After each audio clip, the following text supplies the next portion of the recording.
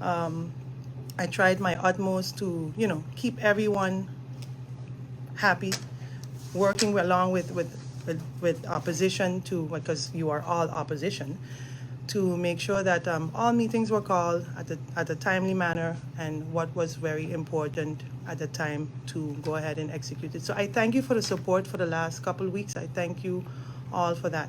MPs, my 6 MPs that remained consistent and, never flip-flopped.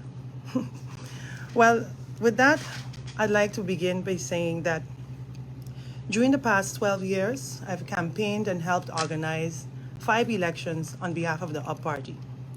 From its inceptions to Let's Team Up in 2010, to We Ready in 2014, all the way up in 2016, and United We Can in 2018.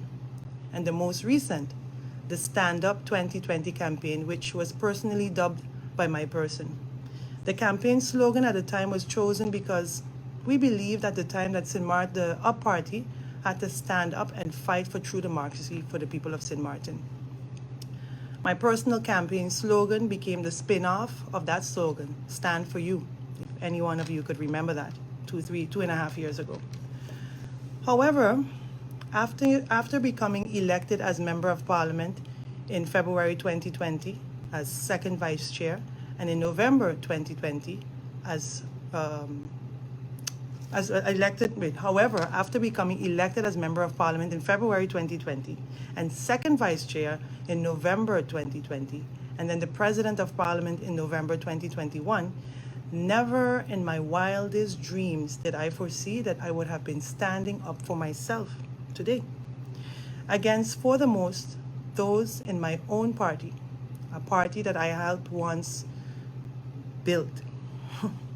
Today, I say with mixed feelings that the UP Party is no longer recognizable as a party I've grown to love, that I supported and helped brand and build.